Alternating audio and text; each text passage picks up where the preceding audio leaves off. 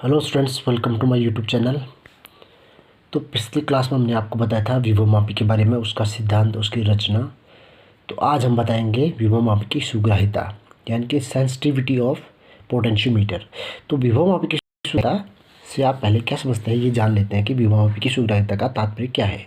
फिर इसके बाद हम देखेंगे कि विभवमापी की सुग्राह्यता को प्रभावित करने वाले कारक देखेंगे, यानी कि विभवमापी को हम कैसे कम या अधिक कर सकते हैं, उसकी सुग्राह्यता को कैसे कम या अधिक कर सकते हैं, या उसको हम किस हिसाब से चेंज कर सकते हैं, उसके बारे में देखेंगे। तो सबसे पहले देखिए आप विभवमापी की सुग्राह्यता, यानी कि सुग्राह्यता से आप क्या समझते हैं। सुग्राह्यता का सिंपली सी अर्थ है आपका कि किसी भी यंत्र या किसी भी युक्ति का जो उसका सिद्धांत है, यानी कि जो उसका कार्य है, मतलब वो कोई भी युक्ति या कोई भी यंत्र जो कार्य करता है, उस कार्य को वो कितने अप्रॉक्सीमेटली, यानी कि कितने सही रूप से या कितने यथार्थता से उसको माप सकता है या उसको मेजर कर सकता है, उसको कहा जाता है आपका सुग्राह्यता। तो विभवमापी की सुग्राह्यता का तात्पर्य है आपका विभवमापी द्वारा किसी सेल या किसी परिपथ के विद्युत भागबल को, यानी कि ईएमएफ को कितने अच्छे से या कितने सही तौर से या कितने यथार्थता से हम उसकी गणना कर पाते हैं या उसको माप पाते हैं या उसके विभवांतर को माप पाते हैं, वो कहलाता है आपका विभवमापी की सुग्राह्यता। तो विभवमापी का कार्य ही क्या है कि विद्युत भागबल नापना या विभवांतर नापना। तो आपका विभवमापी द्वारा किसी सेल का, अगर किसी तार के लिए हम क्या निकालते हैं, विद्युत भागबल निकालते हैं या क्या निकालते हैं, विभवांतर निकालते हैं, तो उसको हम कितने अच्छे से, कितने यथार्थता से या कितने सही ढंग से हम उसको ज्ञात कर सकते हैं, वो है आपका उसकी सुग्राह्यता, यानी कि विभवमापी की सुग्राह्यता है।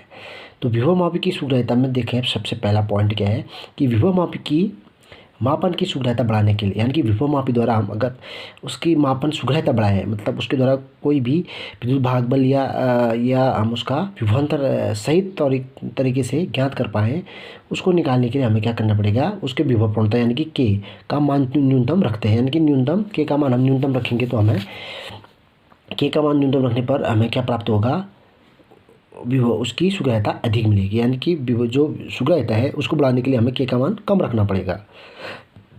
इसका तात्पर्य है कि अगर हम के का मान कम रखेंगे तो हमें क्या करना पड़ेगा, एल यानी कि लंबाई, तार की लंबाई को हमें अधिक करना पड़ेगा। तो के का मान जितना अधिक होगा, शून्य विक्षेप की स्थिति में तार की लंबाई एल उतनी ही अधिक होगी, तो जिससे लंबाई की माप की यथार्थता हम बढ़ा सकते हैं। तो कहने का तात्पर्य है कि सुग्राह्यता बढ़ाने के लिए, यानी कि विभवमापी की मापन सुग्राह्यता बढ़ाने के लिए हमें के का मान न्यूनतम रखना पड़ेगा, यानी कि विभव प्रवणता न्यूनतम रखनी पड़ेगा, क्योंकि के इक्वल टू फॉर्मूला था आपका, के इक्वल टू फॉर्मूला आपका V/L।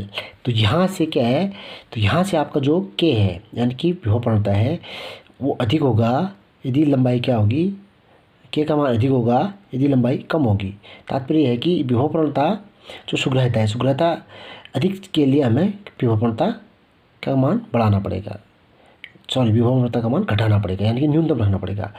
तो इसका मतलब एल का मान अधिक हो जाएगा, तो हमें विभव प्रवणता को न्यूनतम रखना पड़ेगा जब हमें सुग्राह्यता अधिक चाहिए होगी या तार की लंबाई को अधिक रखना होगा। तार की लंबाई अधिक होगी तो उसकी सुग्राह्यता ही उतनी ही अधिक होगी। तो के का मान कम करने के लिए हमें विभवमापी के तार की लंबाई को अधिक ली जाती है। तो यही कारण है कि विभवमापी में एक समान परिच्छेद का बहुत लंबा तार प्रयोग किया जाता है। तो इसमें हम क्या करते हैं कि एक लंबा बहुत बड़ा तार हम इसमें यूज़ करते हैं, ताकि हमें क्या मिले, ताकि सुग्राह्यता हमें अधिक मिले, अच्छी मिले।